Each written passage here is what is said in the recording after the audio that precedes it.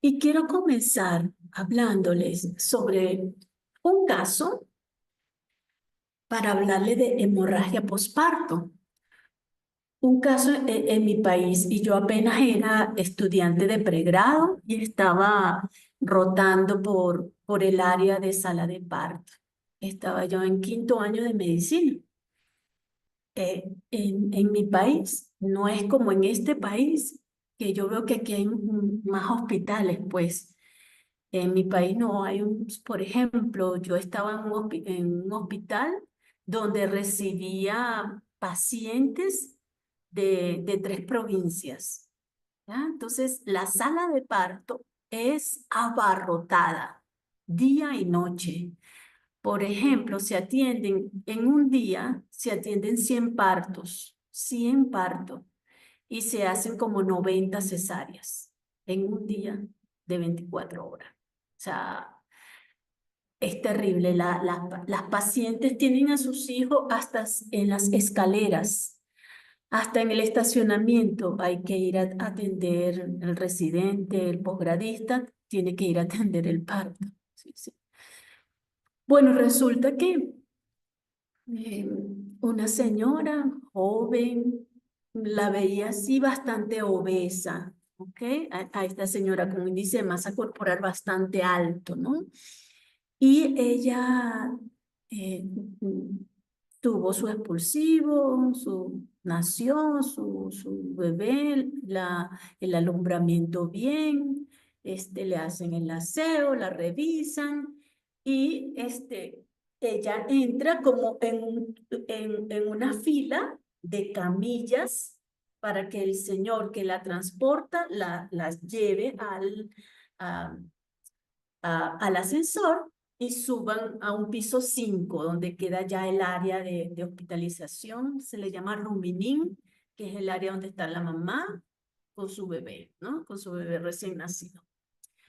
Bueno, yo creo que habían como 30 partos en esa fila para subir. Y se tardaron muchísimo, porque yo recuerdo que me fui a cenar, me dieron el permiso para bajar para cenar. Luego subí, estaba la señora allí. Y luego como a la 1 de la madrugada, todavía la señora allí esperando. Entonces, cuando vamos con todo el equipo a pasar la visita de la madrugada, la señora estaba muerta,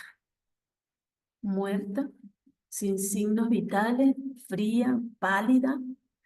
Yo recuerdo, eso me impresionó tanto, porque yo recuerdo cuando el especialista que estaba de turno esa noche le levantó la sábana de la paciente con la cual ella estaba cubierta, el charco de sangre en la camilla, el charco de sangre.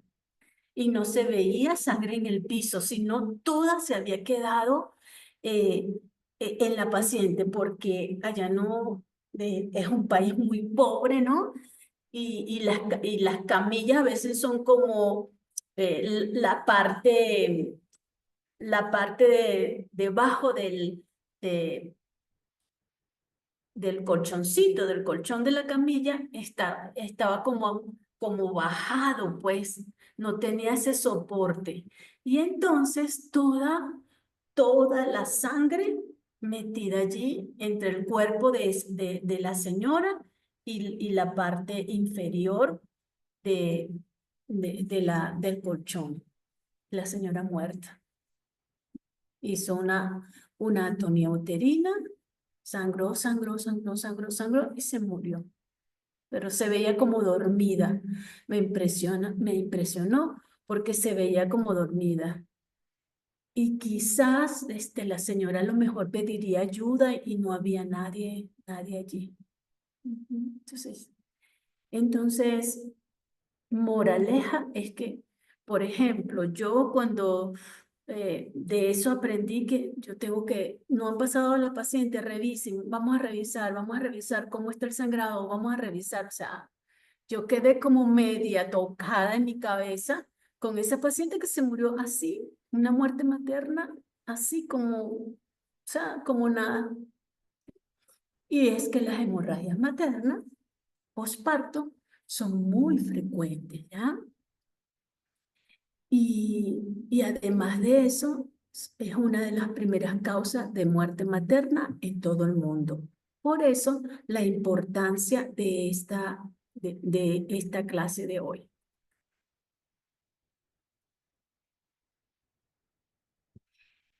Entonces, es la causa más significativa de muertes en todo el mundo.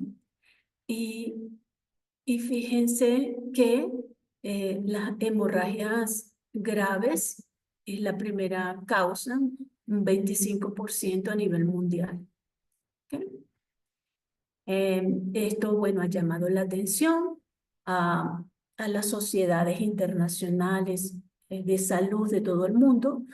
Y bueno, se ha creado protocolo y se ha creado la clave roja y todo eso lo que nosotros debemos saber en sala de parto para poder darnos cuenta en el mínimo momento, pues, porque resulta que cualquier paciente puede hacer hemorragia, ¿ok? Posparto. Sí, tenemos algunas causas, pero de una paciente que tenga un polidramio, ya nosotros sabemos que nos puede hacer una tonía uterina y hemorragia postparto. Pero hay pacientes incluso que han hecho hemorragias sin tener ningún factor de riesgo. Entonces, según la Organización Mundial de la Salud, las hemorragias están en primer lugar de causa de mortalidad materna, las hemorragias graves, ¿ya? Y que en su mayoría es tras el parto, porque también tenemos hemorragias graves tras un aborto, tras un embarazo ectópico, pero la gran mayoría de las pacientes que mueren es tras el parto. Y fíjense entonces, dejar a una paciente que apenas vio nacer a su hijo, ¿ok? No solo con la muerte de ella se altera una sociedad, una familia, el esposo, los otros hijos. Entonces, por eso la muerte, la mortalidad materna es tan terrible, ¿ok? Porque no muere la paciente, pero va a quedar una familia completamente y una parte de la sociedad de esa familia afectada. Por eso nosotros siempre, los que somos acá, ginecólogos, obstetras, obstetrices, entonces debemos ver en función, debemos trabajar en función de la mamá y de su bebé, ¿ya? Y de su hijo. La segunda causa son las infecciones, también generalmente tras el parto. Y de tercero tenemos la hipertensión gestacional, los trastornos hipertensivos como la preeclampsia y eclampsia y el resto de enfermedades que podemos ver acá. Entonces, este tema es importante porque hay una alta mortalidad, ¿ok? Entonces, porque hay una alta mortalidad, lo primero que se dice aquí en Ecuador, por muertes maternas, ¿ya? Es que hay demora en el reconocimiento, ¿ok? Además, demora para llegar al sitio donde pueden mejorar las condiciones. Entonces, en vista de esto, el Ecuador, en cuanto a la hemorragia obstétrica o hemorragia postparto, ha creado su protocolo de la guía práctica clínica, ¿ok? De hemorragias obstétricas, ¿ya?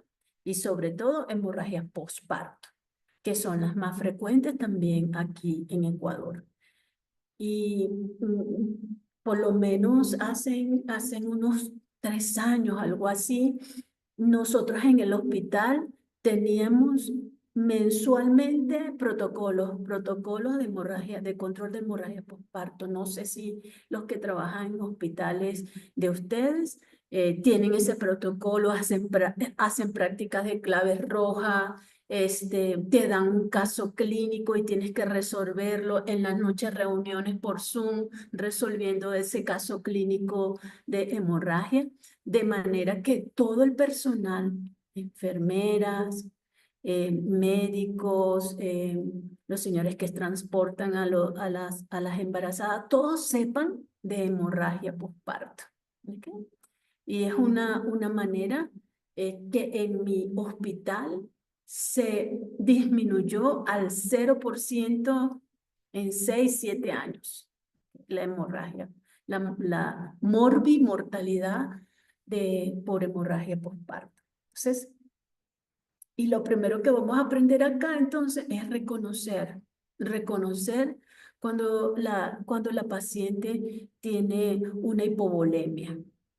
Y que yo creo que todos ustedes lo saben, simplemente vamos a retocarlo y a recordarlo, a refrescarlo.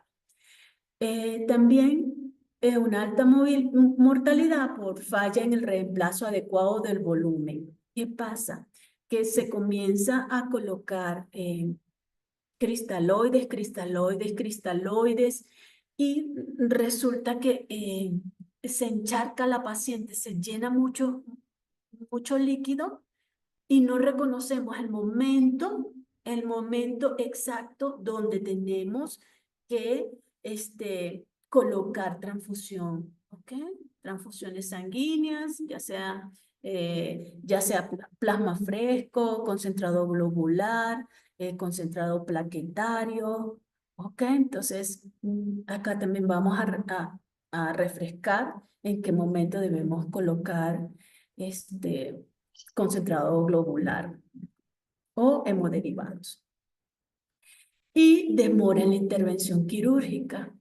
Entonces, aquí también vamos a recordar que existe un traje, ¿ok?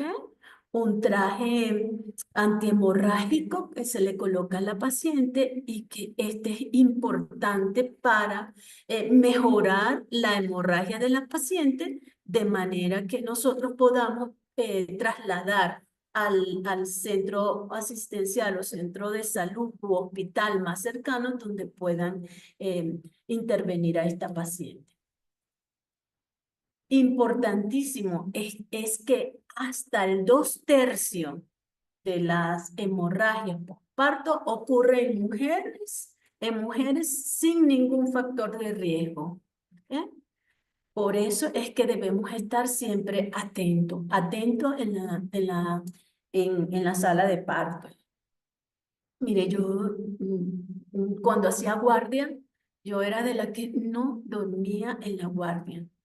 Desde que entraba esa guardia hasta que salía, no podía dormir pendiente de las pacientes, no me vayan a hacer un choque hipovolémico y yo estar descansando, ¿ya? Entonces es importante que cuando estén en un turno, en sala de parto, tengan un buen equipo. Lo primero es tener un buen equipo en el que se puedan comentar los casos, en el que se puedan decirse, mucho cuidado con esta paciente porque está ocurriendo tal cosa. Entonces, mucho cuidado con el trabajo de parto, el feto está haciendo desaceleraciones, me hizo una en 10 minutos y hay que estar pendiente. O sea, un equipo que se guarde las espaldas, cada quien le guarde las espaldas a sus compañeros, ¿ya? Para que no se cometa un error porque no me di cuenta, ¿ya? Porque eso la ley no lo perdona. Entonces, cada 10 minutos fallece una mujer por hemorragia obstétrica a nivel mundial. Cada 10 minutos. Entonces, es por eso que es la primera causa. Entonces, en resumen, es que una de las 3 primeras causas de mortalidad materna en todo el mundo y especialmente en nuestros países en vías en desarrollo. es la pérdida de cualquier cantidad de sangre que cause signos de hipovolemia o de inestabilidad hemodinámica en la paciente. Entonces, antes se decía eh, que, y aún existen pues las guías y protocolos internacionales, que la pérdida de más de 500 cc de sangre por parto vaginal y más de 1000 cc de sangre por cesárea. Pero en la actualidad se describe que si usted no importa la cantidad de sangre que hayas perdido, pero si esa paciente tiene signos de hipovolemia, tiene taquicardia o tiene la tensión arterial muy baja, entonces eso nos está indicando que hay signos de hipovolemia, ¿ya? Entonces, no importa la cantidad de sangre que haya perdido, ¿ya? O la inestabilidad hemodinámica, la paciente está estuporosa, está ansiosa, está pálida, entonces eso también nos indica que la paciente que tenemos que hacer nuestro primer paso para impedir que esa hipovolemia vaya a causar en la paciente la muerte. También en algunas guías dicen que una hemorragia posparto es aquella en donde te disminuye el 10% del hematocrito basal. Sin embargo, en la actualidad se está poniendo en duda, según los últimos estudios, de la relación del hematocrito en estas pacientes, ¿no? En las pacientes posparto, como un signo sine qua non de un shock hipovolémico, ¿ok? O de una disminución, porque en las primeras fases de esta pérdida, el organismo, el cuerpo de la paciente empieza a tener los primeros choques de defensa, pues. Bueno, como por ejemplo, está perdiendo sangre en la paciente, pero entonces ella lo que hace es empezar a hacer que haya vasoconstricción en órganos como el riñón. Y se dice que más rápido se ve una anuria o una disminución del volumen urinario por debajo de 30 cc hora que la alteración en el hematocrito. Entonces, por eso no se está aceptando mucho, ¿ya? Pero cualquier cantidad de sangrado que te cause hipovolemia o inestabilidad hemodinámica en la paciente, entonces eso es una hemorragia postparto. ¿Ok? Entonces se clasifica como hemorragia postparto primaria, que ocurre durante las primeras 24 horas posterior al nacimiento del neonato. Y la hemorragia postparto secundaria, que ocurre después de 24 horas y hasta 12 semanas después del parto. Incluso algunas bibliografías ya están diciendo que es hasta 6 semanas después del parto la hemorragia postparto secundaria.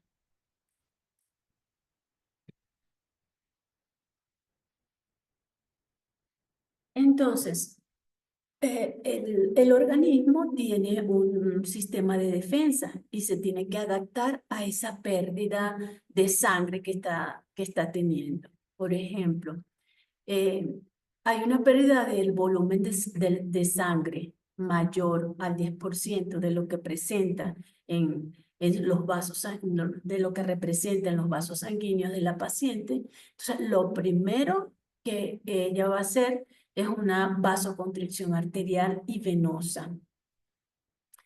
Por lo tanto, periférica, pero protegiendo siempre se va a proteger al cerebro y al corazón. ¿no? Entonces, en las otras partes de los aparatos y sistemas va a haber una vasoconstricción arterial y venosa. Esta vasoconstricción va a disminuir la tensión arterial y por lo tanto va a aumentar la frecuencia cardíaca, porque si se disminuye la presión arterial, el corazón entonces va a tener que aumentar su frecuencia cardíaca para que llegue la sangre necesaria al corazón mismo y al cerebro y además a la suprarrenal. Entonces, como se está disminuyendo el volumen sanguíneo, a pesar de que hay vasoconstricción, se sigue disminuyendo, entonces no disminuye la llegada de sangre a nivel del corazón a la aurícula derecha y por lo tanto disminuye la precarga, o sea, disminuye el llenado cardíaco.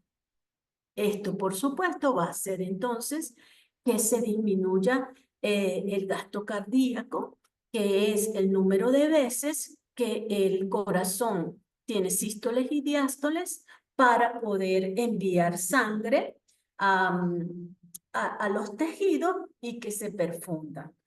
Como ese gasto cardíaco ha disminuido, entonces esa perfusión a los tejidos disminuye, hay una hipoperfusión, los tejidos comienzan a necrosarse y por lo tanto esto va a producir que se produzca una acidosis metabólica con un aumento del ácido láctico y por lo tanto el choque hipovolémico. Entonces, la paciente va a tener un aumento de la frecuencia cardíaca, una presión arterial disminuida, va a haber palidez, el llenado capilar va a ser lento, va a tener una acidosis metabólica, el equilibrio ácido básico va a estar por debajo de 6, el fibrinógeno de esa paciente va a disminuir. Entonces, ocurre toda una cascada de alteración a nivel de la microcirculación, que eso va a hacer entonces que termine en una coagulación intravascular diseminada, que cuando se llega allí ya es irreversible, no se puede revertir el shock, ya se llega allí y es muerte de la paciente. Entonces, en todas las bibliografías y en todos los posgrados, ya sea para ser obstetra, obstetriz o para ser ginecólogo obstetra, uno ve esto, que la etiología de la hemorragia postparto, y le dicen a uno, son las 4 T's, ¿ok? Las 4 T, uno es tono, el otro es tejido, el otro es trauma y el otro es trombina. ¿Okay? El tono está más relacionado a la atonía uterina.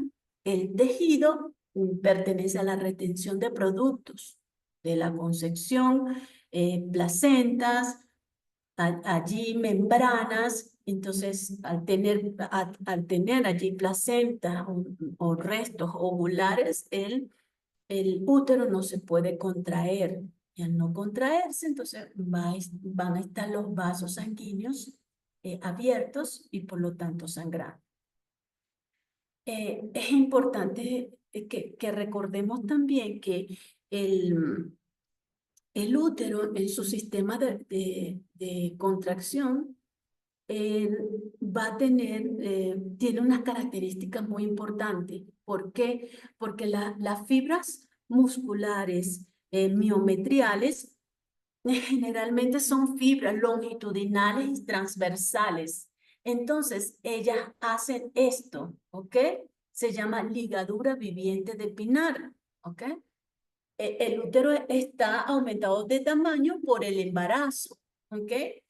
Se desembaraza la paciente, nace el bebé, el útero se va contrayendo y las fibras las fibras miometriales del músculo, del miometrio, hacen esto, de manera de que en medio de esas fibras que están allí, que están allí, están los vasos sanguíneos y ellas los colapsan, los atrapan.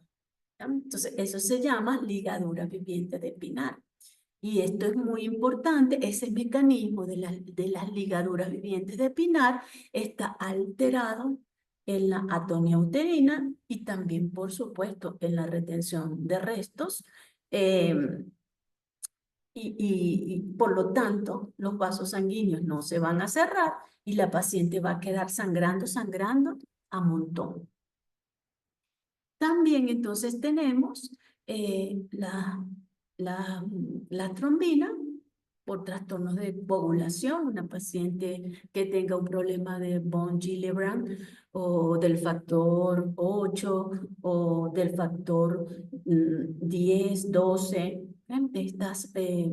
Estas pacientes pueden tener trastornos de la coagulación y entonces estar sangrando posterior y abundante al parto. Y también vamos a tener la otra T, que son las lesiones del canal genital. Los desgarros de cuello uterino son bastante frecuentes cuando las pacientes son muy manipuladas con los tactos o cuando los fetos son muy grandes, fetos macrosómicos. Entonces, esto puede lesionar tanto el cuello uterino como el canal vaginal.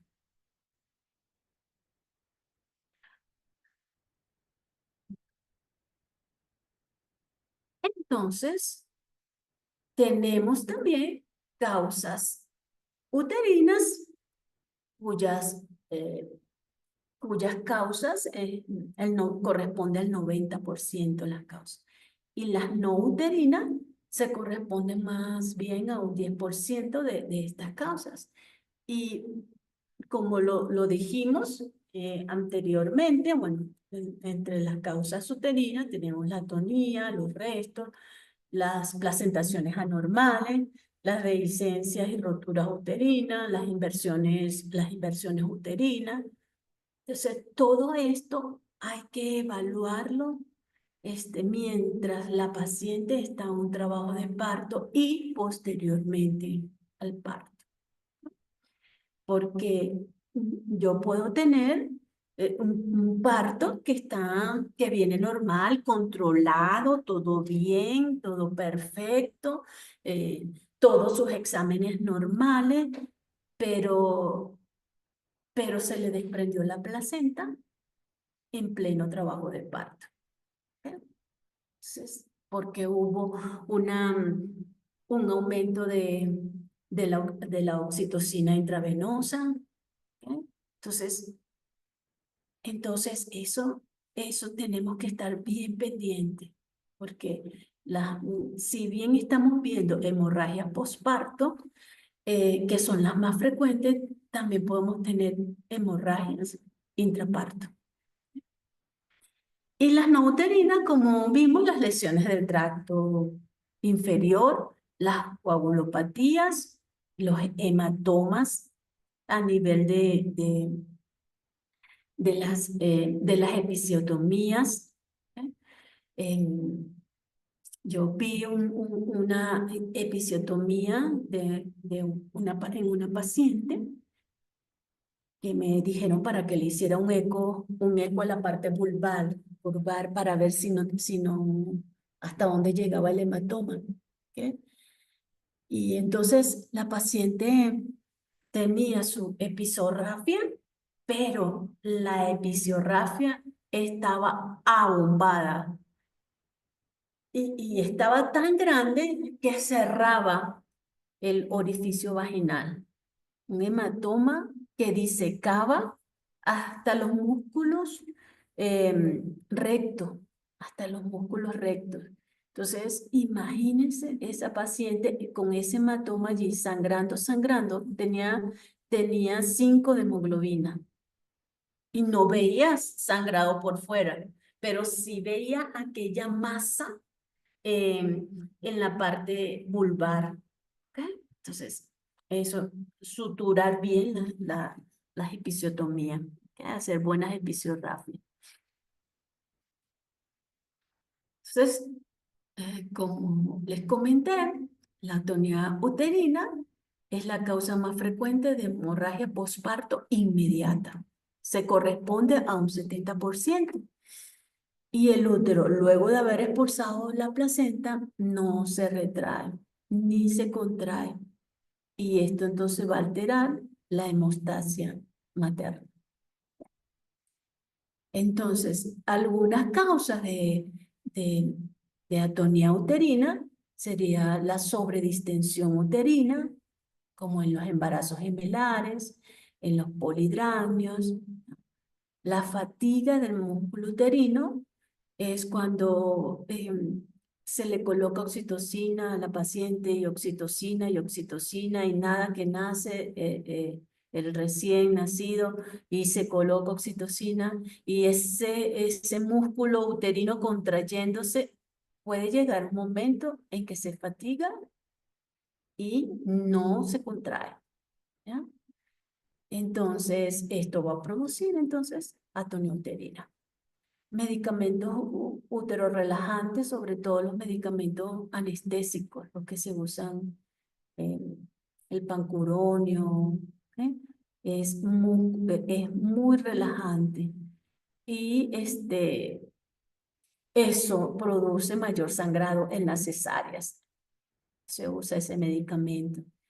El nifedipino, fíjense que el nifedipino lo usamos bastante.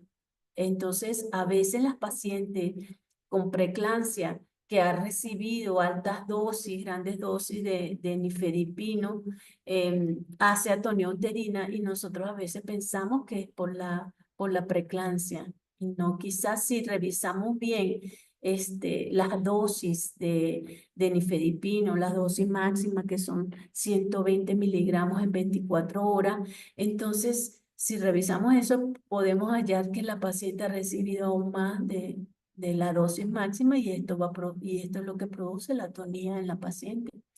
Los AINES, es por eso que no indicamos tanto AINES en las pacientes, paracetamol y cada 8 horas.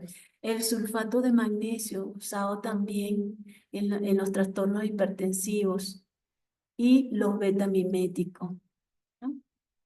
También podemos tener los partos prolongados o partos muy precipitados.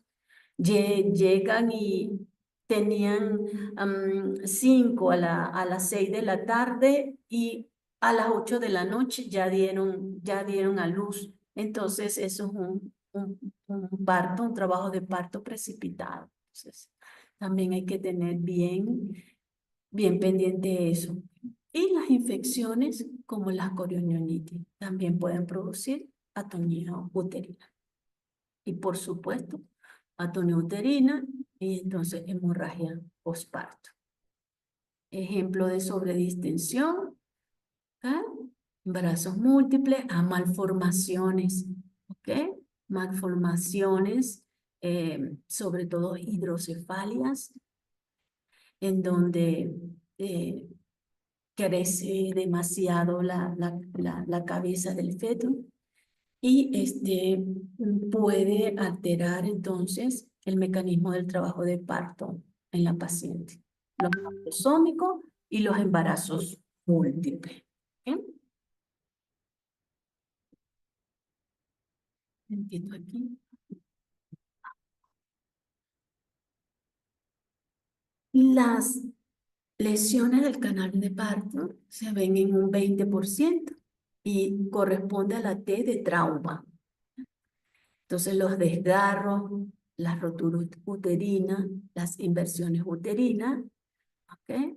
El parto intervenido, o sea, pero esto es generalmente cuando usábamos forceps para poder extraer al feto, al recién nacido, y entonces esto ocurrían grandes desgarros en el canal vaginal. Ya hoy día no hacemos parto intervenido.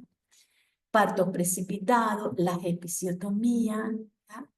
Las rupturas uterinas en las pacientes que tienen cirugía previa, que tienen cesárea previa o miomectomías previas, las inversiones uterinas, el acretismo placentario, la maniobra de Credet, esa maniobra en la cual se introduce la mano, se ala para extraerse, la placenta y entonces se le viene el fondo uterino con placenta y todo y excesiva tracción del cordón umbilical en el alumbramiento. Esto es en el alumbramiento. Entonces, de manera que cuando ustedes tengan una hemorragia posparto, que ustedes digan, sí, esto es una hemorragia posparto. Entonces, lo primero que van a pensar es en el tono. ¿Cómo está el tono uterino? ¿Okay? No, está bien, no hay ningún problema en el tono. Bueno, vamos a revisar si hay una lesión a nivel del canal del parto. Entonces, esa es la manera como van a ir enfocando. Y tercero, si el canal del parto está bien, no hay ninguna lesión, entonces vamos a ver si hay retención de tejidos, ¿ya? Entonces, siempre nosotros aprendemos en la universidad, en el posgrado, que debemos revisar los cotiledones de la placenta, debemos revisar también las membranas si están completas, ¿ya? En un 9% puede haber retención de restos placentarios y anormalidades de la placenta, de esas que les comenté, una placenta subsectoriada, una placenta con un cotiledón aberrante, eh, que se puede quedar esa parte allí y producir entonces sangrado. También en los acretismos placentarios, placentas previas, cirugías previas y útero con malformación, útero bicornio. Eh, y bueno, tenemos que tomar en cuenta que eh, la placenta, el alumbramiento, se debe realizar en 30 minutos después del nacimiento del recién nacido, ¿ya? Del neonato. Entonces, ya si pasan 30 minutos, ya yo debo entender que tengo una retención de placenta. ¿Por qué motivo? Tengo que ver, puede ser un acretismo placentario. ¿Ok? Entonces, eso hay que siempre revisar. Y si todo eso lo han revisado, no hay retención, cogieron el eco rapidito que está en la sala de parto, le revisaron a ver si había la presencia de restos placentarios y vieron que no, entonces pensar en trastornos de la coagulación. ¿Ok? Tenemos alteraciones a nivel de la trombina, la adquirida, y puede ser por sepsis o por preeclampsias, y las congénitas por enfermedades de von Willebrand o la hemofilia también. ¿Okay? O cualquier otro factor, el factor de Leydig, el factor 10, como les comenté, el factor 7, el factor 8, el factor 12, que se pueden alterar en el embarazo. Okay. Entonces, pensar en todo esto. Entonces, primero nació el recién nacido, el neonato. eh, le hago todo lo que expulsa la placenta, veo que está completa, veo que ya la paciente no está sangrando, toco el tono del tono del útero, está bien. Ok, la paciente entonces pasa a esperar para que sea pasada a su habitación, ¿no? El paciente va a su habitación, es llevada a su habitación y igualmente en su habitación hay que seguir viendo los loquios. Hay que seguir viendo el sangrado de la paciente. Y como sabemos, tenemos loquios que van desde hemático hasta seroso, hemáticos, serohemáticos y serosos hasta desaparecer. ¿Eh? Entonces, eso hay que, y ustedes lo saben muy bien, ¿no? Hay que siempre estarlo evaluando. Y una vez si eso está normal, bien, chévere, pero entonces si la paciente presenta una hemorragia que yo veo que tiene todo el pañal impregnado, reviso, hay coágulos en el canal vaginal, toco el tono, esa paciente, entonces lo primero que tengo que hacer, y ustedes lo saben, oxitocina, y quedarme yo vigilando allí los signos, síntomas de la paciente. ¿Ok? Entonces, las premisas básicas es la importancia está en el diagnóstico precoz. Diagnóstico precoz de la hemorragia. Diagnóstico precoz. ¿Eh? Debe haber una correlación rápida de la hipoglicemia y debe haber rápidamente un control de la hemorragia. Y eso la experiencia te lo va dando. Y el trabajar en grupo también te lo va dando. Recuerden que no están ustedes solos en una emergencia hospitalaria, a menos que estén en un tipo 2, ¿ok? Un hospital tipo 2 que a veces haces turno con un residente, ¿no? ¿Ok? En un hospital básico, pues.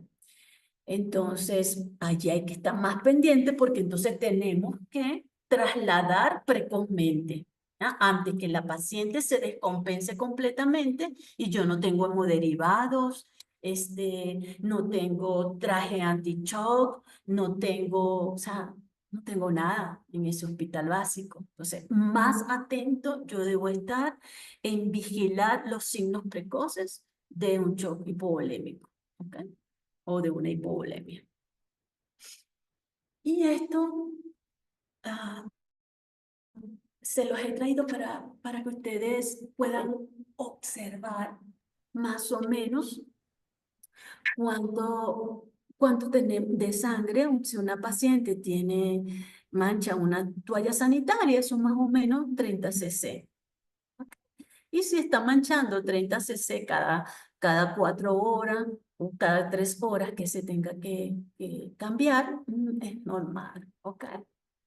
Pero si tengo una toalla sanitaria empapada completamente, más o menos esos son 100 cc de sangre. ¿Eh? Si es un apósito que es 10 por 10, es empapado completamente, son 60 cc. Entonces, supongamos, si tengo un pañal de adulto completamente empapado, son 250 cc. ¿No? Y, por ejemplo, en mi hospital, en la sala de parto, nosotros teníamos siempre esto en la pared, estaba en la pared, para recordar siempre cómo está el pañal. El pañal está totalmente empapado, pañal de adultos empapado, entonces esos son 250 cc, ya le han cambiado 2 veces, 500 cc, entonces empiezas a buscar inestabilidad hemodinámica, cómo está la presión arterial, cómo está la saturación de oxígeno, cómo está la frecuencia cardíaca, cómo está la frecuencia ventilatoria. ¿Ok? Entonces empieza. Fíjense que si llenas una semiluna completamente son 500 cc. Una hemorragia posparto, solo en cama, 1000 cc. Fíjense, entonces acá más o menos, fíjense acá cómo está llena completamente acá el simulador. Y menos estaba la paciente, pero todo un charco aquí, porque la cama tenía como un hundimiento. ¿No?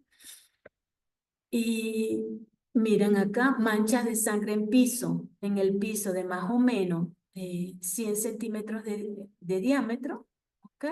1500 cc. ¿Mm? Y esta que dice hemorragia postparto, que se derrama hacia el piso de la cama y se ve derramada, es más o menos 2000 cc. Entonces, eso siempre hay que estar pendiente qué cantidad. También hay un método por peso, por el peso, pero generalmente se usa esto en quirófano, ¿ya? Y en la sala de parto, este método, en muchas partes del mundo, porque de hecho esto fue aprobado por la OMS, ¿ok? Por el Colegio Americano de Ginecología y Obstetricia. Entonces, más o menos, entonces yo acá cuando vi esto y dije, pero no está la compresa que usamos en quirófano.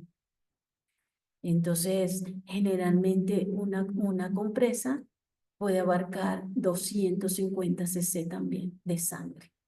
¿Ok? 200 de esa que usamos nosotros en quirófano. Y en quirófano, recuerden que también está el aspirador que puede contener líquido y sangre, el líquido amniótico, pero también sangre, ¿no?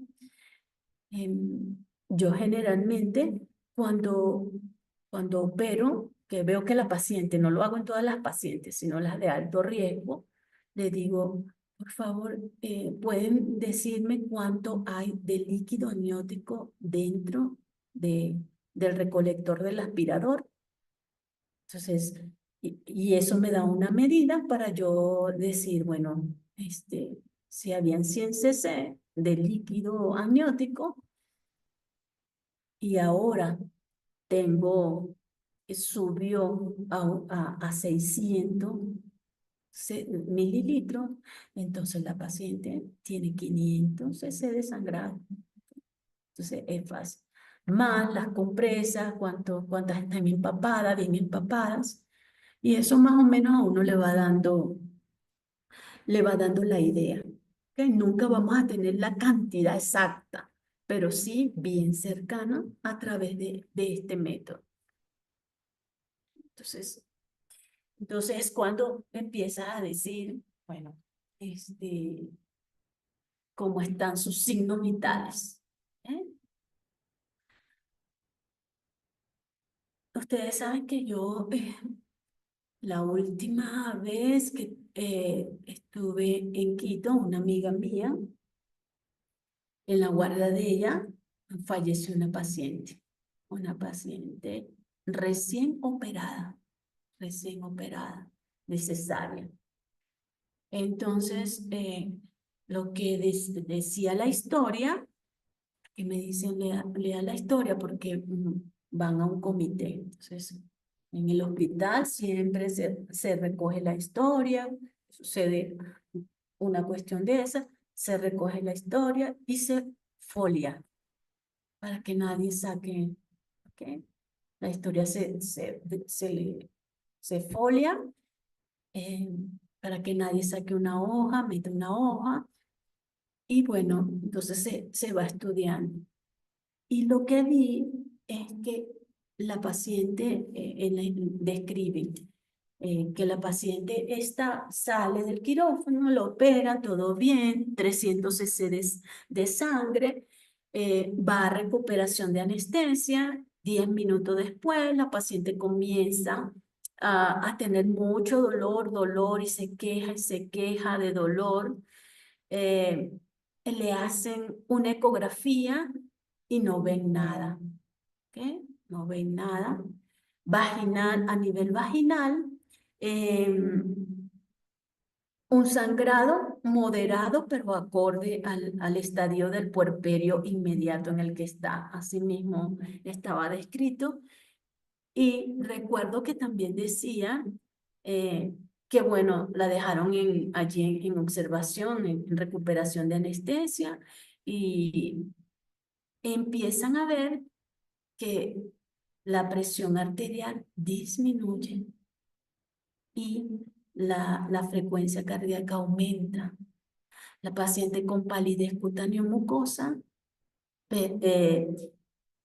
con dolor inmenso, 10 de 10 en la escala de EVA, y deciden llevarla a quirófano. Nuevamente, en quirófano extraen de cavidad pélvica 1500 cc de sangre. La paciente le da parto, tratan de resucitarla, pero muere.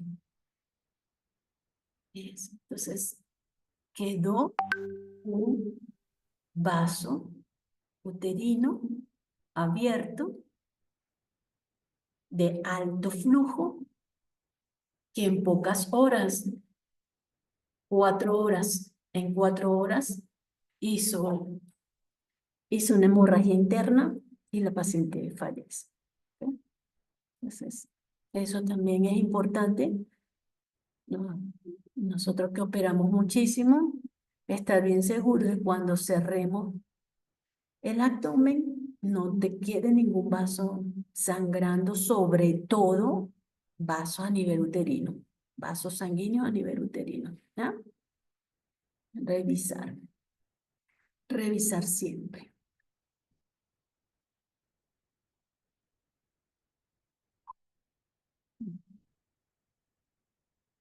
Entonces, como dijimos, tengo que evaluar la hemorragia de 500 a 1000 cc. Tengo que ver, evaluar a la paciente, signos clínicos, ningunos, palpitaciones y mareo, o sea, frecuencia cardíaca aumentada y leve mareo, ¿ya? De 1000 a 1500 es un shock con severidad leve. Ya tengo hipotensión postural, taquicardia y debilidad. ¿Eh? Entre 1500 y 2000 es un shock moderado. Ya tengo hipotensión 100, 80, 100 y palidez, además taquicardia, agitación, oliguria. Entre 2000 a 3000 de pérdida de sangre es un shock severo. Hay hipotensión, taquicardia, anuria y estado de conciencia alterado. ¿Ok? Entonces, en mi hospital también teníamos el score mama pegado en todas partes, ¿ok? Donde nosotros siempre evaluábamos la paciente siempre por score mama, siempre, porque el score mama es muy importante porque nos permite darnos cuenta, fíjense, nos permite darnos cuenta en qué momento la paciente ya presenta una inestabilidad hemodinámica. Vieron que sí hay manera de darse cuenta el momento en que la paciente ya presenta una inestabilidad hemodinámica.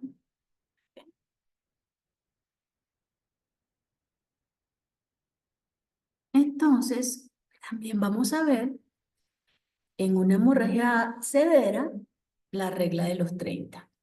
¿Ok? Entonces, la tensión arterial sistólica disminuye 30 milímetros de mercurio. El pulso o la frecuencia cardíaca aumenta 30 latidos por minuto. La hemoglobina disminuye el 30%, aproximadamente 3 gramos. El hematocrito disminuye un 30%. ¿No? Y la pérdida estimada sanguínea es más o menos un 30% del volumen estimado en una paciente de 70 kilos. ¿Okay? Más o menos se disminuye la cantidad de sangre a nivel de vasos sanguíneos en un 30%. en una paciente de 70 kilos. Entonces, este también es una manera de que nosotros podamos por lo menos, si no tenemos bien el contaje de la cantidad de sangre perdida, pero por lo menos, ¿no? La paciente tenía eh, una sistólica de 180 y ahora tiene 70, 50. Aumento en cuanto al pulso, la frecuencia cardíaca la tenía en 100, ahora la tiene en 130. Se le hace la hemoglobina, tiene 3 gramos menos, no, esto es un shock, una hemorragia severa, ¿ok? Ya en shock.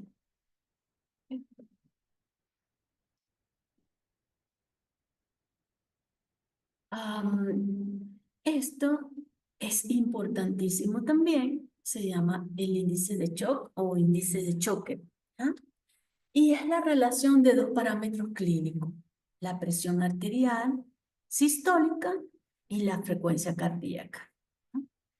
Entonces, el índice de shock es la división de la frecuencia cardíaca entre la presión arterial sistólica. Eso tiene un valor que va desde 0,7 a 0,9. Cuando está mayor a 0,9, ya me indica que la paciente está en shock, ¿no? Y se ha descrito en varios estudios en que un índice de shock mayor de 1 ya te está indicando uso de hemoderivados. ¿Ok? Entonces, esto hay que tenerlo bien en cuenta. Y acá, bueno, en esta tabla es simplemente para que ustedes vean más o menos pérdida de volumen en porcentaje y mililitros de una mujer de 50 a 70 kilos, que son más o menos la que vemos en nuestros hospitales, ¿ya? Entonces, esta señora normalmente, ¿ok? Cuando se pierde entre 500 y 1000, el sensorio está bien, la perfusión todavía está bien, el pulso más o menos en 60, 90, ¿ya? Y la presión arterial sistólica está mayor de 90. No hay, el índice de shock es menos de 0,9, ¿ya? Pero cuando ha perdido más de, de 500 mililitros por encima de 1000, o sea, más de 1001 mililitros, entonces fíjense que ya comienza a haber signos clínicos. Este es el momento que nosotros este es el momento que nosotros debemos cogerlo, ya diagnosticarlo, ¿ok? Entonces, los signos vitales son muy importantes, muy importantes. Y en esta paciente, el interno de pregrado, el estudiante no tiene que ser el especialista, ¿ya? ¿Ok? El que está a cargo, porque puede valorar mejor a la paciente con la experiencia que tiene. Entonces, fíjense que yo le estaba diciendo a ustedes que cuando colocamos oxitocina 10 miligramos intramuscular o intravenoso, nosotros estamos previniendo que haya una hemorragia postparto. Y a eso se le llama fase 0, ¿ok? Todos los nacimientos. Hay un manejo activo del tercer periodo de trabajo de parto. Siempre debe haber una evaluación continua y vamos a tener una hemorragia entre 500 y 1000.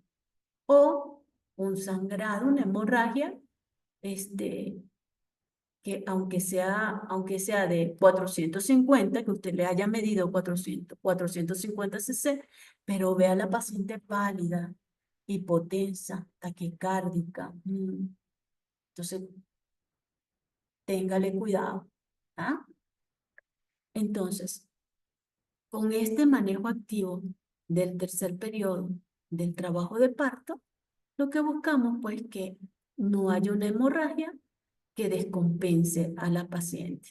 Si todo está bien, es un manejo posparto estándar, ¿no? Entonces recordar la oxitocina en 10 miliunidades internacionales, intravenosa o intramuscular, ¿ok? Se dice que al salir el hombro anterior o después de cortar, después del pinzamiento del cordón, ¿ya? Dice, perfecto.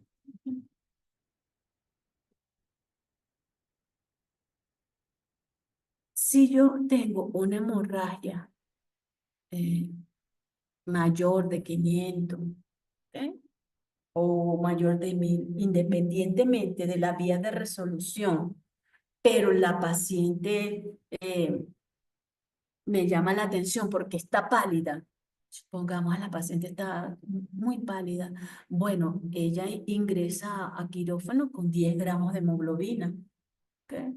Si una paciente que entre con 10 gramos de hemoglobina y sangra en quirófano bastante, sangra unos 600, 700, está dentro de lo normal, pero por lo menos esa paciente va a disminuir aunque sea 1 gramo de hemoglobina. ¿Ok? Deben recordar también, hacer memoria que un concentrado globular te aumenta 1 gramo de hemoglobina, ¿ok? 1 gramo a 1,5 gramos máximo, no te lo aumenta más de allí, ¿ya? Entonces, si tengo una hemorragia que es mayor, que veo que está descompensando a la paciente, bueno, entonces tengo que hacer una evaluación continua, ¿ok? Tengo que cuantificar esa hemorragia, el sangrado, y debo activar el protocolo de hemorragia que se le llama clave roja o código rojo, ¿no? Entonces, tengo que saber el ABCD, ¿ok? Entonces, tengo que tener A, una vía aérea permeable, ¿ah? B, ventilación o suplemento de oxígeno. C, circulación. Debo detener la hemorragia, el sangrado. D, el diagnóstico, las 4T. Y E, evitar la hipotermia. Fíjense que esto es muy importante. Y está en el punto E, evitar la hipotermia. ¿Por qué? Porque la hipotermia asociada a una acidosis metabólica y asociado a una disminución del fibrinógeno, créanlo, que la paciente es muy difícil que salga y las probabilidades que muera es más de un 80%. ¿Ok? Entonces, nunca permitan la hipotermia en primer lugar. ¿Ok? Es nuestro signo clínico más palpable de que si hay hipotermia, esa paciente se está chocando severamente y va a caer en acidosis metabólica, producción de ácido láctico y disminución del fibrinógeno hasta el piso. ¿Okay? Entonces recuerden el ABCDE, vía aérea, ventilatorio, circulatorio, que hacer el diagnóstico y evitar la hipotermia. ¿Okay?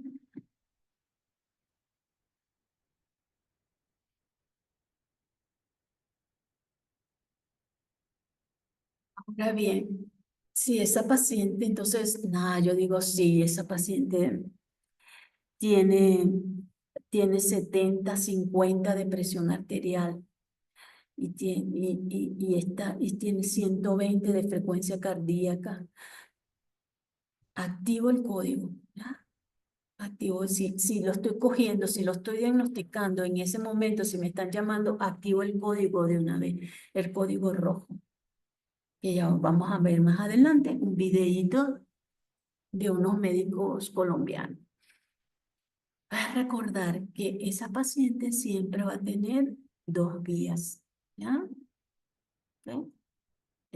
Una con Yelco 14, ¿ok? 2 vías, y otra con 15.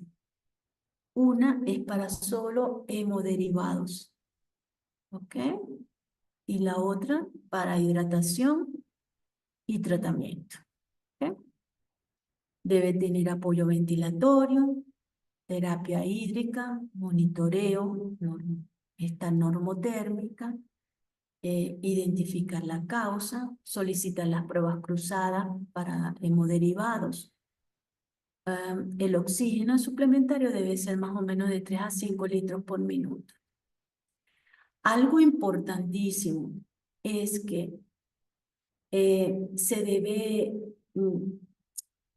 colocar cristaloides isotónicos, ¿ya? Para elevar un poquito de la presión arterial. El objetivo es que llegue a 90, la sistólica, 90 milímetros de mercurio. Y las soluciones que se utilizan es Ringer lactato, ¿ok? Y además para mantener la diuresis más de 30 cc hora, ¿ok?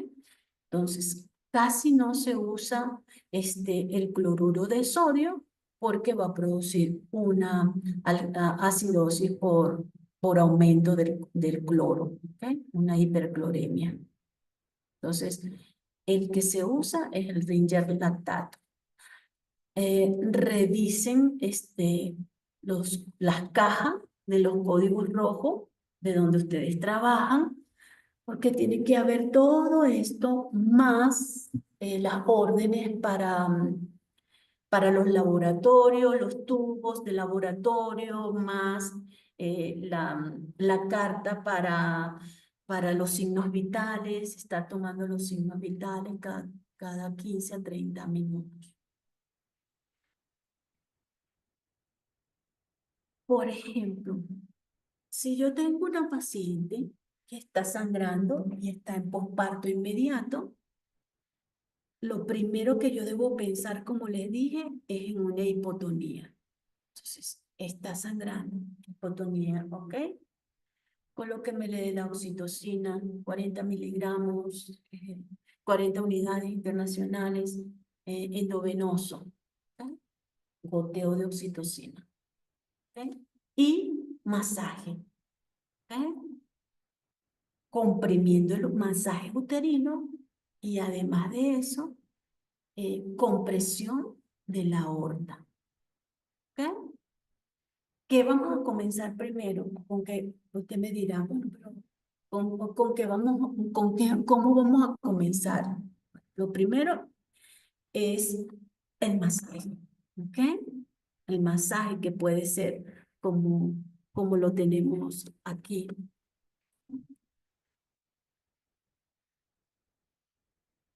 Perdón. Como lo tenemos acá, que puede ser bimanual, ¿ya? ¿Ok? Mi mano la introduzco en la vagina y por encima cojo el fondo uterino, ¿ok? Puedo masajear o comprimirlo simplemente, ¿ya? O puedo hacer masaje o compresión eh, con una sola mano, pero extra a nivel del abdomen, ¿ya? No bimanual intravaginal, sino puede ser bimanual a nivel del abdomen, ¿ya? No, y además está pasándole la oxitocina y estoy haciendo esta maniobra. Nada. Bueno, vamos a colocarle 800 miligramos de misoprostol sublingual. Ok, se le coloca sublingual o en algunos protocolos también lo dicen, sobre todo de Latinoamérica, intrarrectal. ¿Ah? Porque acá en Latinoamérica el misoprostol es de 200 microgramos. Entonces serían 4 pastillas, 4 tabletas a nivel sublingual. Es demasiado para una paciente que está sangrando.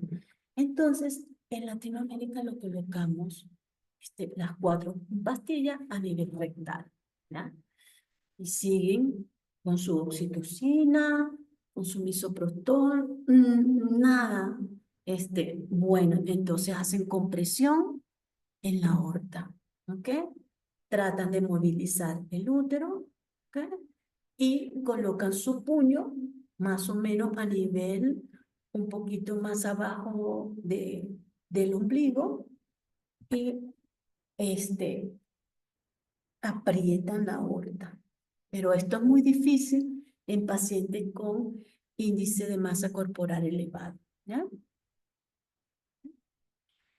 No resultó. Y entonces coloco también ácido tranexámico, ¿ya? Bueno, resultó, qué bien. Entonces, si resultó, hasta ahí dejamos la muestra, ¿ok? Entonces, podemos colocar ácido tranexámico, que hay estudios que dicen que el ácido tranexámico es ideal en estos casos, ¿ya? Es un agente antifibrinolítico que inhibe la degradación del coágulo, mantiene el coágulo allí, inhibiendo entonces su lisis por el plasminógeno, ¿ya? Entonces se mantiene el coágulo más estable durante mucho tiempo. ¿Ok? Y se coloca 1 gramo diluido en 10 cc de solución fisiológica en solución lenta y se puede repetir en 30 minutos para conseguir este cuadro, que mejore este cuadro de hemorragia. La vida media es 2 horas y bueno, su efecto es antifibrinolítico, dura 8 horas más o menos su efecto. Entonces, ¿eh? Se coloca una ampolla de ácido tranexámico y de verdad me mejora muchísimo el sangrado. Se describe que su empleo dentro de las primeras 3 horas de iniciado el sangrado disminuyó el riesgo de muerte materna y la necesidad de la parotomía para el control del sangrado. Entonces, ya internacionalmente se acepta el ácido tranexámico en estas pacientes con hemorragia uterina parto. ¿Ok? Entonces, no se tarden, eso sí, no se tarden en colocar más de 3 horas de haberse instalado la hemorragia, es más difícil que tenga su efecto. Bien. Y tenemos otras medidas también.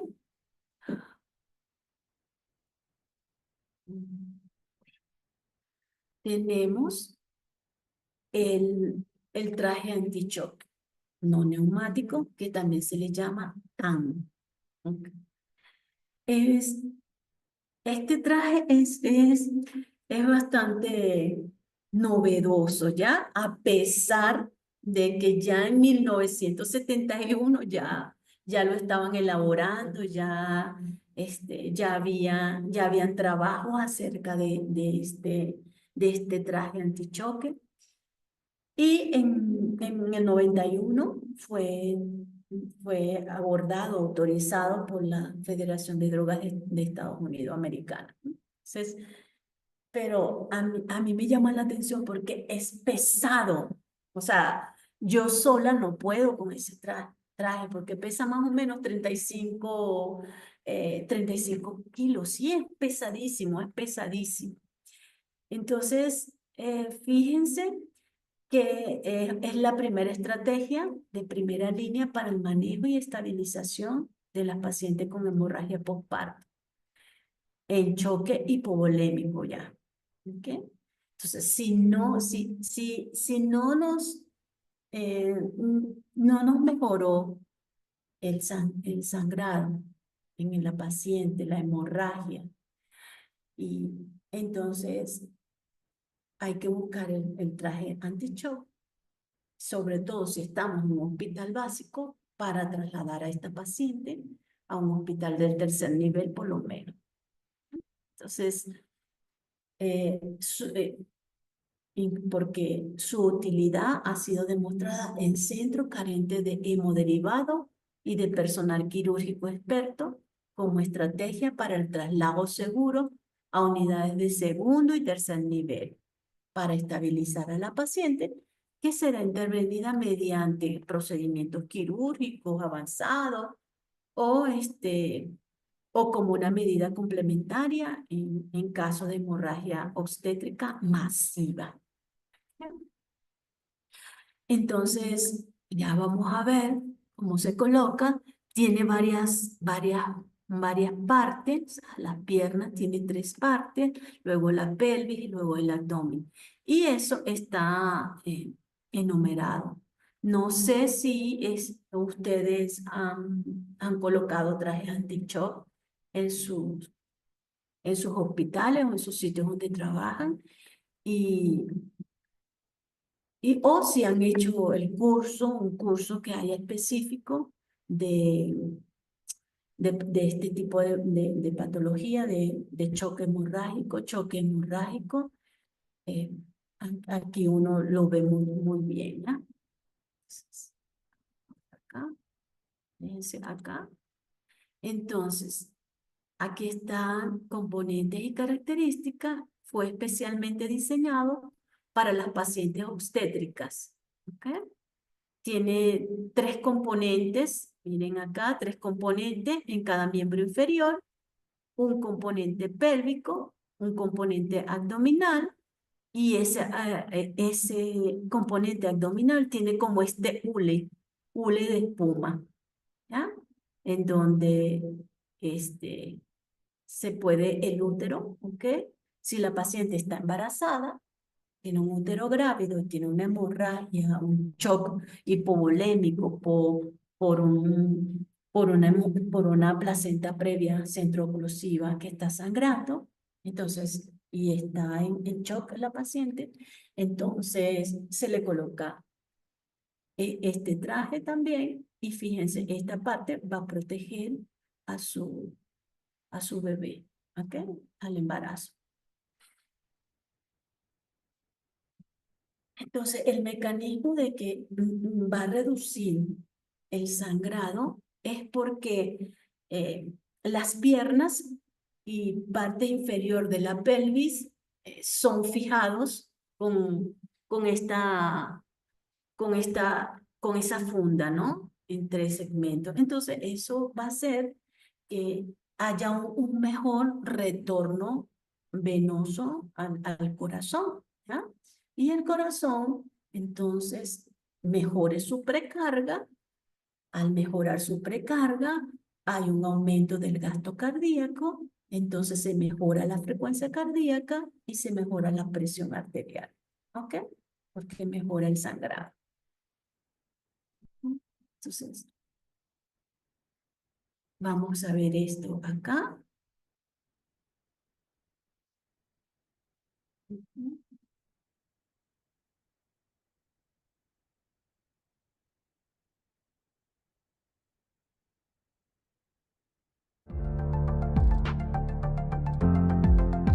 Me dicen si se escucha.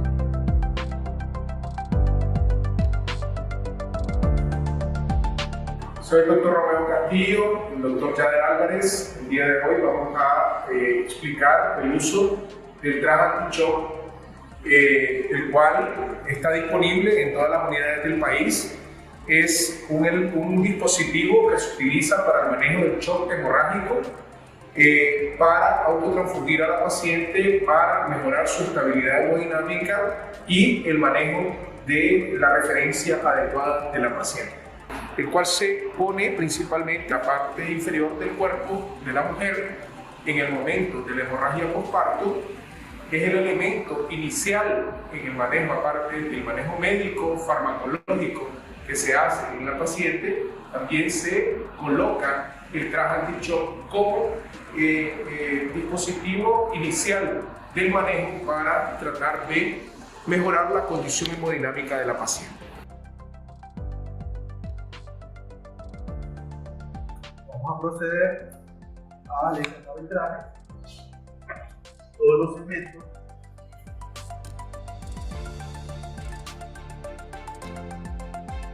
Estos puntos amarillos del traje vamos a estar colocados en la columna de la paciente y vamos a proceder a colocar. Como recomendación, los protectores tenemos que retirarlos una vez que ya hemos colocado el traje para evitar que estos hagan interferencia y se nos dificulte la colocación.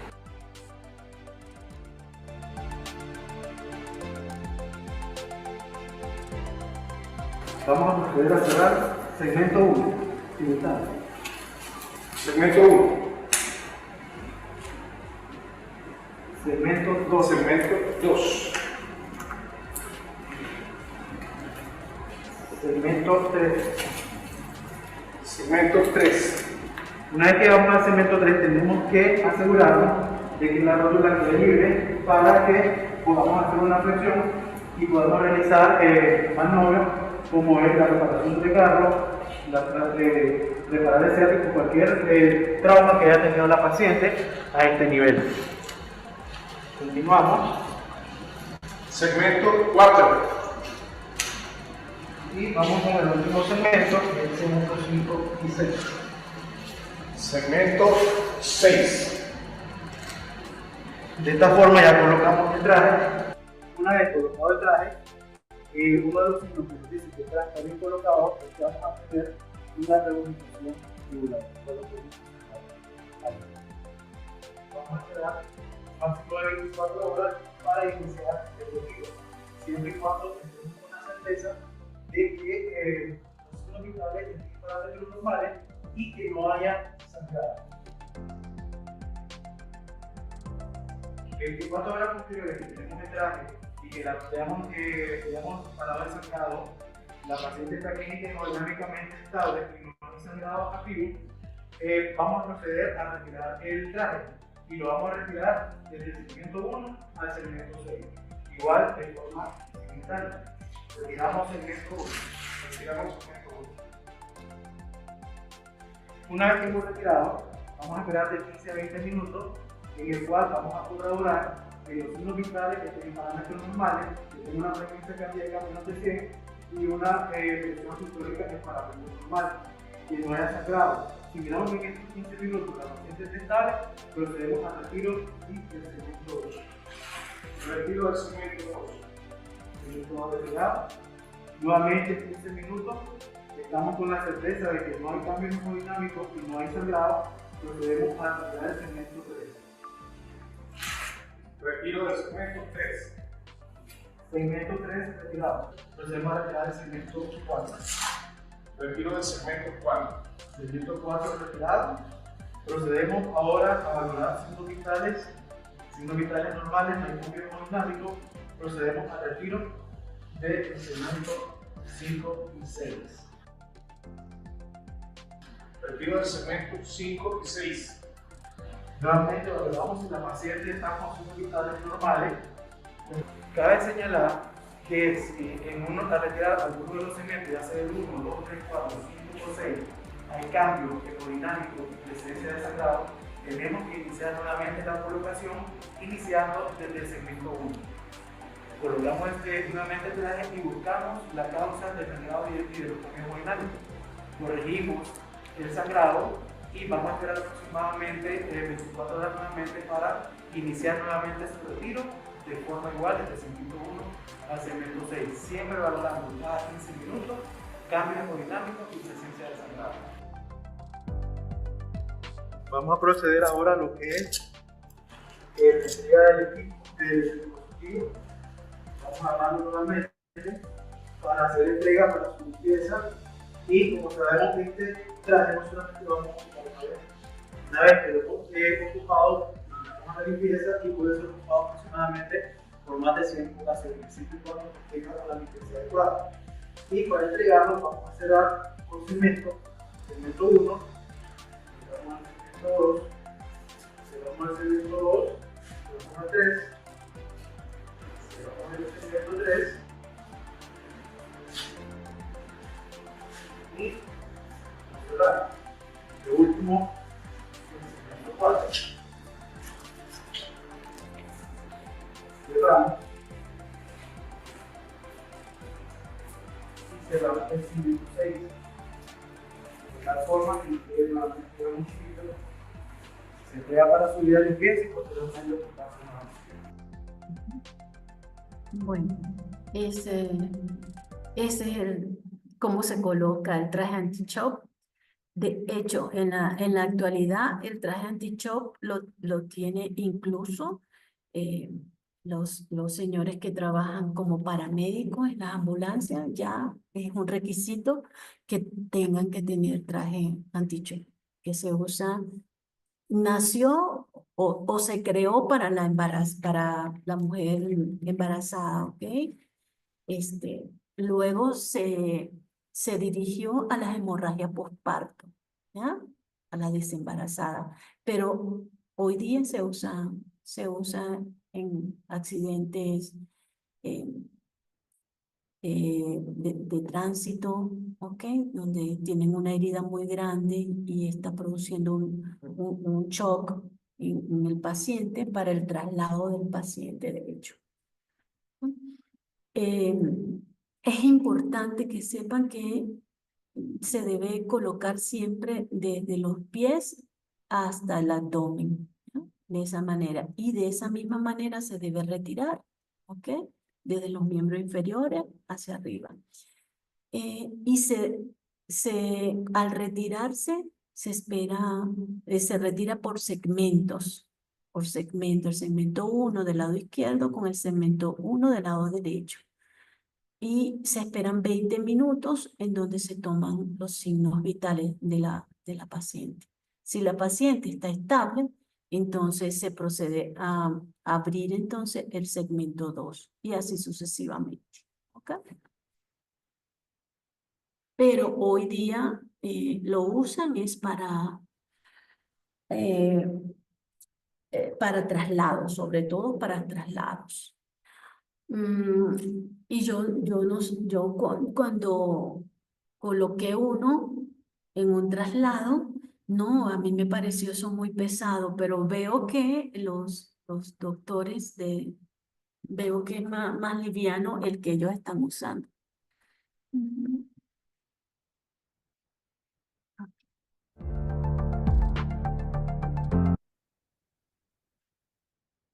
Ahora bien, ¿cuándo se indica esto? Entonces se indica en hemorragia obstétrica posparto, o cesárea, posaborto, con pérdidas mayores a 750 cc, o cambios hemodinámicos que demuestren un shock hipovolémico como índice de choque mayor de 0,9, presión arterial sistólica menor de 90 persistente, presión arterial media menor de 65 milímetros de mercurio persistente y frecuencia cardíaca mayor de 100 latidos por minuto. Entonces, estas son las indicaciones. Puede ser retirado en forma segura puedes mantenerlo de forma segura por 48 horas, aunque generalmente son 24 horas que se mantiene esta paciente con el traje anti-shock. Y algunos trabajos han descrito 72 horas. ¿Okay? Más o menos el tiempo promedio en los estudios que se han visto, 6 a 8 horas, ¿ya? En lo que se resuelve la hemorragia, entonces se piensa retirar el traje anti-shock, pero generalmente son 24 horas.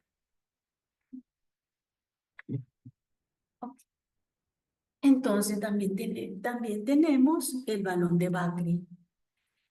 Y el balón de Bakri es un balón que se introduce a nivel de la cavidad uterina con la finalidad de aumentar la presión intraluminal allí en las paredes de los vasos uterinos con el fin de ejercer una presión fuerte de la vasculatura uterina y por supuesto entonces disminuir, quitar la hemorragia, ¿ya? Disminuir el sangrado. Y fue autorizado en el 2003 por la FDA y fue aceptado por la FIGO, ¿ok? En ese mismo año. Es de silicón. Tiene una capacidad de 300 a 500 mililitros. Está diseñado para su ingreso en estancias en la cavidad y permanecer allí en la cavidad uterina. El extremo proximal tiene un drenaje, ¿ya? Y es una aplicación rápido, fácil y es bastante, se usa muchísimo para esas pacientes con atonía uterina antes de llevarla a un tratamiento quirúrgico, ¿ok? Se coloca primero un balón de Bacri más todos los medicamentos que les he hablado, para tratar de no llevar a esa paciente a quirófano y realizarle ligadura de la uterina o de la hipogástrica, o simplemente utilizar en quirófano suturas hemostáticas.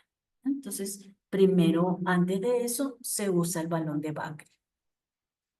Y el balón de Bacri más o menos empezó a comercializarse aquí en Ecuador hace como unos 4 años, ¿ya? Antes usábamos un balón de Bacri hecho en el hospital con una sonda de Foley, ¿ok? Entonces ya vamos a ver para que ustedes vean si algún día tienen una hemorragia por una atonía uterina, entonces coloquen el balón de Bacri y lo pueden hacer ustedes mismos si no lo hay en el hospital, o simplemente si van a referir, si van a llevar a la paciente a un centro asistencial de mayor nivel por una hemorragia, un choque hipovolémico, por hipotonía uterina, entonces que vaya con el balón de Bacri, ¿ya? Ustedes le pueden colocar el balón de Bacri y allá en el otro centro decidir. Entonces, esto es un video de cómo elaborar y colocar un balón intrauterino o de Bacri artesanal, ¿ok? Artesanal.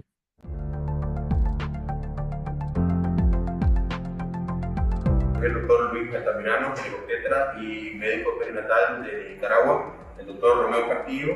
En este ambiente vamos a hablar de la colocación de los balones hidrostáticos, haciendo énfasis en balón de Bacri y balón artesanal con técnica de helado.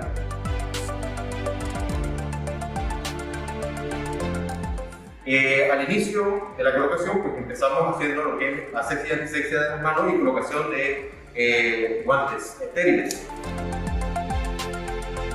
La otra técnica de balón hidrostático, que es el balón artesanal, utilizando la técnica de LAVI. Para ello vamos a utilizar un guante, una sonda Foley de cualquier número, una guía de venoclisis y una solución puesta en un soporte. El operador mantiene compresión bimanual a nivel uterino, mientras el asistente se encarga de la elaboración del balón artesanal. Empieza anudando lo que es la base del guante. Nos vamos al dedo medio del guante y realizamos un corte o laceración de este con el fin de ocasionar un orificio. En ese orificio es donde vamos a introducir la sonda Foley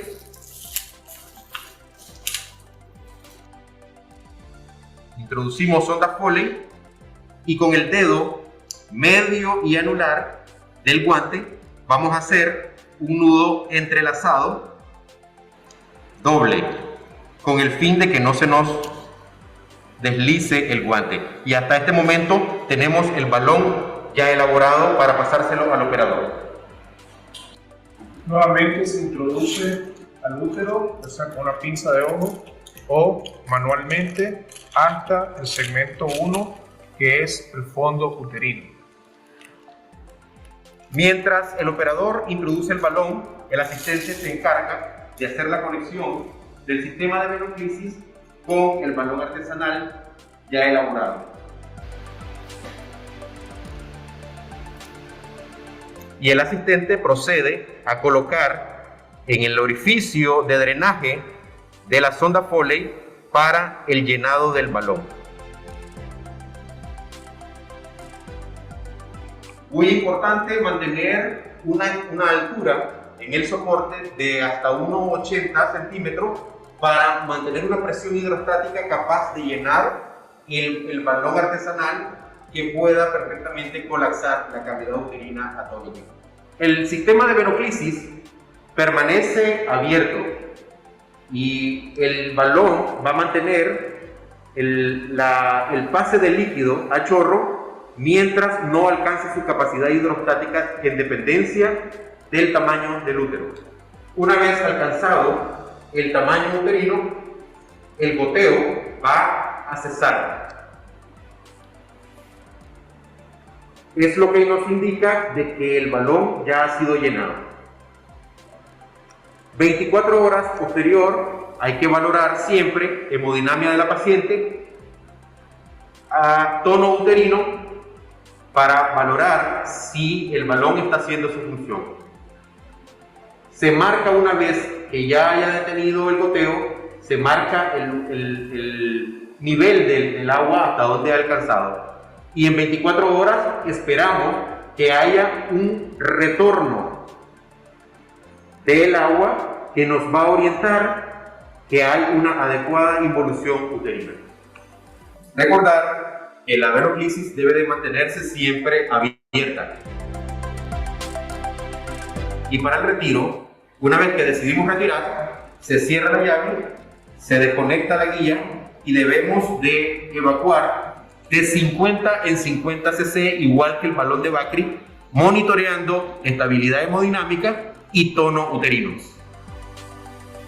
Con el balón de artesanal, mantener la altura adecuada del soporte, con venoclisis siempre abierta, muy importante, para mantener la presión hidrostática que vaya teniendo la cavidad uterina. El uso de los balones no excluye el uso del manejo médico.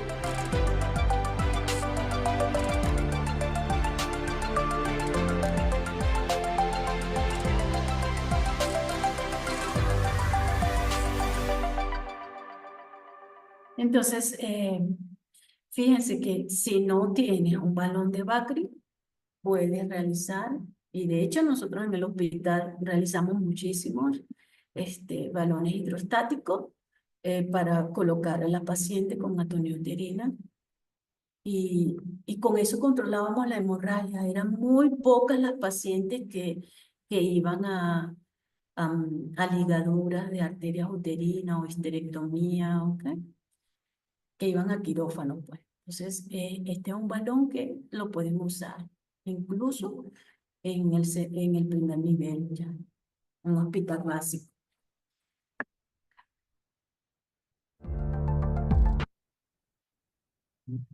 Entonces, en esta parte, ¿okay? Vamos a dejar un momentito los procedimientos y vamos a caer nuevamente en la evaluación inicial y la reanimación, porque lo primero que tenemos que hacer para tener éxito es que tenemos que hacer una evaluación siempre inicial. O yo digo, estar evaluando a las pacientes, estar evaluando para detectar el momento en que la paciente se nos descompense y poderlo hacerlo precozmente, ¿ya? Poderla atender precozmente y no tener que trasladar a una paciente ya con hemoglobina de 2, 3 gramos porque no nos dimos cuenta. Entonces, tenemos reanimación, evaluar la causa y datos del laboratorio. Entonces, lo primero es que cuando nosotros vemos que una paciente está sangrando, es pedir ayuda, ¿no? Mira, el compañero del turno, a la, a la licenciada, miren, vengan, aquí tenemos un problemita con esta paciente. Y entonces se coloca una vía gruesa, dos en cada brazo, 16, 18. Se coloca monitoreo de pulso, frecuencia respiratoria, otros síntomas como dolor, se le ve el estado neurológico a la paciente, si está tranquila, si está ansiosa, ¿ok? Y se debe buscar la causa. Bueno, se evalúa el útero, el tono, existencia de restos o laceraciones, se explora el contacto vaginal y se observa la formación de coágulos. Entonces, se solicitan estudios de coagulación, biometría hemática, se indica la transfusión de sangre, si es necesario, si tenemos un índice de shock en 1, entonces ya sabemos que tenemos que transfundir a esa paciente.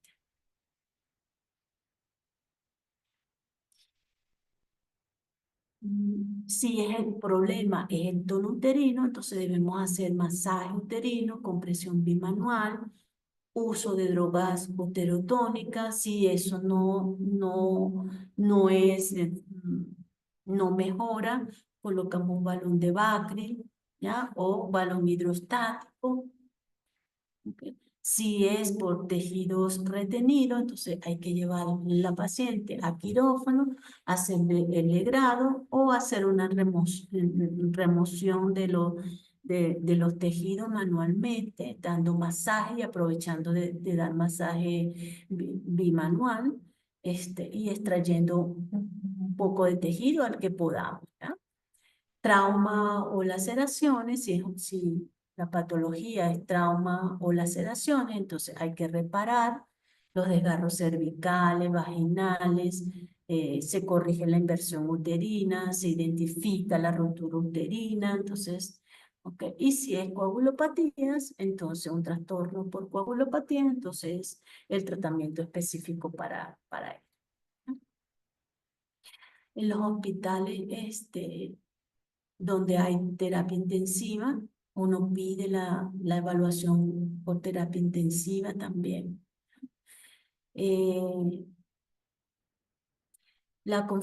Importante la conformación del grupo. O sea, un ginecólogo con experiencia, ¿ya? Anestesiólogo, instrumentista, laboratorio, el de medicina crítica. Y siempre hay que estar haciendo compresión bimanual si estamos ante un tono uterino alterado. Y decidir entonces en buen tiempo, también decidir en buen tiempo la sangre total o los subproductos hemoderivados. Pues. Entonces, según la FIGO, fíjense que tenemos opciones de prevención y tenemos ya opciones de tratamiento. Entonces, les hablaba yo en el tratamiento de la oxitocina, 10.000 unidades internacionales intramuscular o 5 unidades endovenosas o 40.000 unidades internacionales en 1.000 cc de solución cristaloide. Yo siempre de una vez coloco 40, si veo que la paciente está sangrando, o colóquele 40. Una vez le digo, bueno, ¿ok? Miren, ven. Misoprostol 800 microgramos sublingual, 4 tabletas de 200 en sublingual. Entonces, a veces, generalmente, ¿qué hacemos nosotros aquí en Latinoamérica? O colocamos dos o se lo coloca intrarrectal. Entonces, la metilergotamina tiene controversia, ¿ok? Pero puedes colocar 0,2 miligramos intramuscular si la paciente no está preeclántica, no tiene la tensión alta, ¿ya?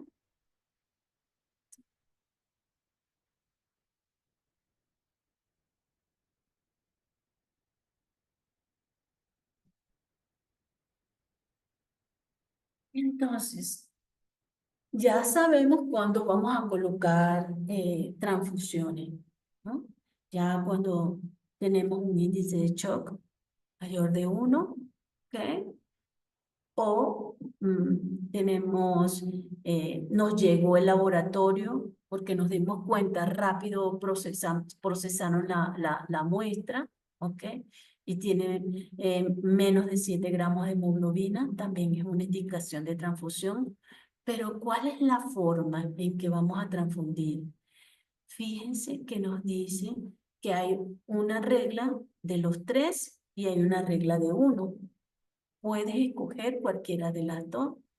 La regla de los 3, porque recuerde, la paciente está sangrando, está perdiendo sangre total, sangre completa, está perdiendo plaqueta, está perdiendo glóbulos rojos, está perdiendo plasma. Entonces, nosotros tenemos que reponer. No se recomienda la sangre completa, pero se ha recomendado entonces lo siguiente: según la regla de los 3, por cada 3 concentrados globular, uno de plasma congelado y uno de concentrado plaquetario.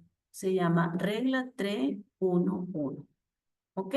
Por cada 3 de concentrado globular, coloco uno de plasma fresco congelado y uno de concentrado plaquetario. ¿Ya?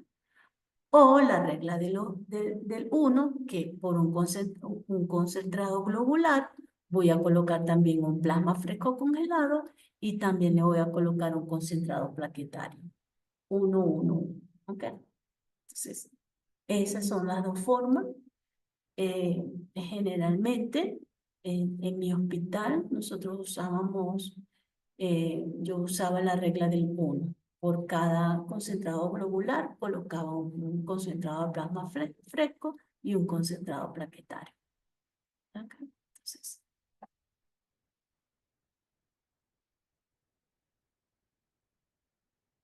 o a menos que sea una hemorragia masiva, que de una vez le coloco los 3 concentrados globulares, y eso sí, uno de plasma y uno de concentrado plaquetario, porque concentrado globular solo tiene glóbulos rojos, ¿ya?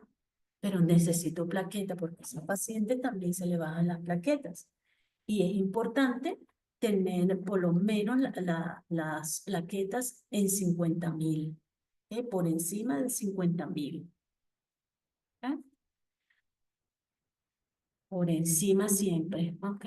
Y si no me baja de 100.000, mejor, ¿ok? Pero si me baja, que no baje menos de 50.000. ¿Cuál es el objetivo de esto? Bueno, como les dije, es llevar la hemoglobina por lo menos en 7.5 grados sobre decilitro, las plaquetas por encima de 50.000, el fibrinógeno por encima de 200 miligramos, los tiempos de protombina, tiempo de protombina menor de 1.5 veces del control, y el tiempo de tromboplastina también menor de 1.5 veces al control. ¿Okay? Entonces, con esa técnica, nosotros vamos a mejorar los tiempos de coagulación, la hemoglobina, el fibrinógeno y las plaquetas. ¿Okay? Entonces, por eso la importancia de saber transfundir a la paciente. Y estaba recordando y quería decirle que le colocamos al principio de hidratación 250. 250 cc de Ringer lactato, y luego vamos a colocar 250 cc más, pero ya a goteo de unas 80 gotas por minuto. ¿Ok? Eso es para no tratar de que la paciente, los cristaloides no le van a aumentar la hemoglobina. ¿Ok? Va a mantener por un cierto tiempo, ¿ok? Eh, la estabilidad hemodinámica, pero si se pierde sangre, se repone con sangre. ¿Ok? No, no hay otra cosa para reponer, por lo menos en los hospitales de acá, de Latinoamérica. Si ninguna de esas maniobras funcionaron, si ninguna de esas, entonces existen hoy día las suturas hemostáticas o de comprensión uterina, ¿ya? Y hay dos maniobras, la Billinch y la de Hyman. Y una vez son técnicas para conservar el útero. No se hace histerectomía de entrada en la actualidad, ¿ya? O si el obstetra no domina las suturas hemostáticas, entonces, bueno, está indicada la histerectomía, ¿ya? Pero ya en los países desarrollados no se está haciendo histerectomía de entrada, se hacen suturas hemostáticas. Y la técnica, hay muchos tipos de sutura, ¿no? Pero las más usadas son la Billinch y la de Hyman, por los resultados que ofrece. La de Billinch, fíjense que va a cirugía la paciente, va al quirófano y si la paciente fue un parto, igual se le hace como una histerotomía en el segmento. ¿Ok? Si es una cesárea, bueno, no hay ningún problema. ¿Ya? Pero siempre el Billinch tiene que tener una abertura del útero transversa como una histerotomía. ¿Ya? Entonces, se usa Vicryl 0 o Vicryl 1 y en el borde inferior de esa histerotomía pasa la sutura, ¿ok? Pasa la aguja y luego esa aguja va a insertarse atrás, ¿ok? En los ligamentos sacros, ¿ok? Sacrouterino. Luego se introduce dentro del útero y sale por la herida en la parte anterior. Entonces se va a formar, fíjense acá, cómo queda la sutura, ¿ok? Y eso se aprieta de manera que haga compresión el músculo. Ya vamos a verlo acá. Y la de Hyman es igualita, igual, pero no se abre el útero, ¿ya? Por lo tanto, si una paciente que tuvo un parto vaginal y las maniobras, ninguna de las que describí anteriormente, quitaron la hipotonía y la paciente sigue sangrando, no se le, la sutura de Hyman dice que no puede no abrir la parte anterior del útero, el segmento uterino, ¿ya?